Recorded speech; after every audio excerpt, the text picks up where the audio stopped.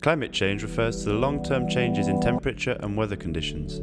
Since the 19th century, human activities have been the main driver of climate change, mainly due to the burning of fossil fuels such as coal, oil and gas. This generates greenhouse gas emissions that act as a blanket around the Earth, trapping the sun's heat and increasing temperatures. Over the next century, global temperatures will continue to rise. Climate change threatens the infrastructure we live in, the agriculture that feeds us, and threatens our survival in many ways. Moreover, global warming is much more intense in certain regions such as Sub-Saharan Africa, South Asia, Latin America, and all the island territories. But why is this a problem? Why should we care about a change in temperature? Plant and animal species will try to adapt to climate change by migrating, provided that climate change is slow enough to allow them to adapt. Today, we have decided to focus on human migration. Migration is considered as being the movement of people from one place to another with the intent to settle.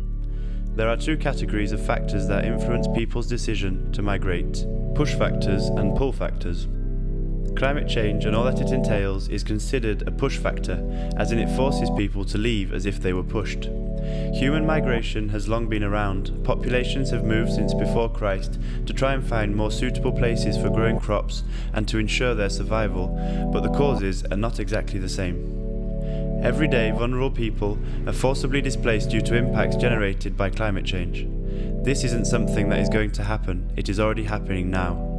It is often the poorest and most vulnerable communities that contributed the least that are the most affected. 84% of the world's refugees are located in developing countries. How does climate change lead to human migration? It is impossible to truly know the number of people displaced by climate change. Climate change does not displace people on its own. It reinforces underlying vulnerabilities.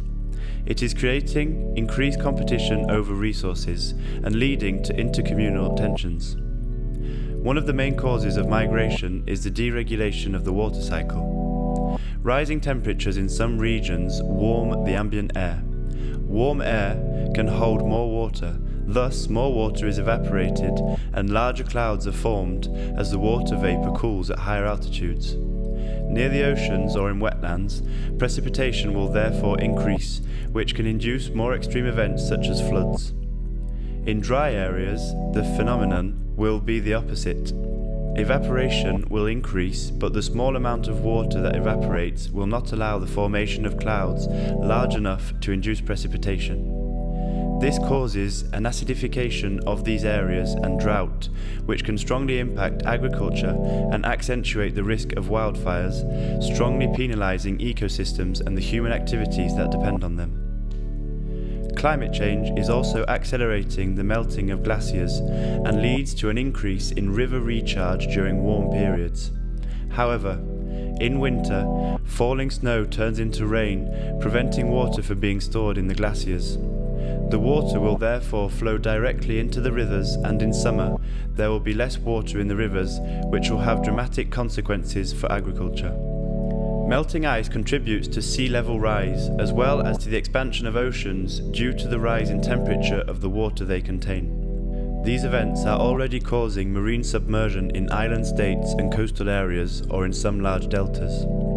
In sum, sea level rise is probably the most clearly threatening aspect of climate change in terms of long-term forced migration. Most of the time, the travels are very dangerous. In the Mediterranean, for example, the migrants have to travel by boat.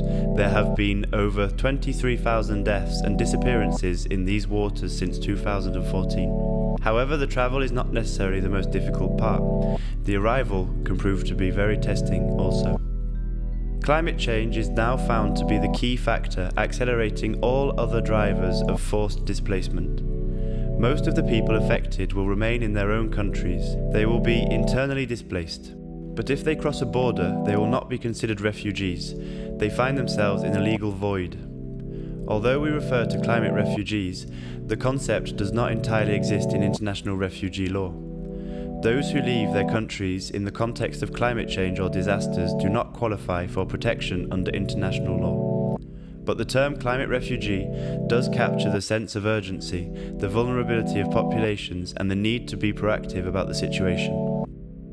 We approach this as an issue of equality, equity and justice, a fundamental threat to human rights, because climate change disproportionately impacts the most impoverished, marginalised and discriminated people in our world, who played very little role in contributing to the problem in the first place. By 2050, if no action is taken, there will be more than 143 million internal climate migrants across sub-Saharan Africa, South Asia and Latin America.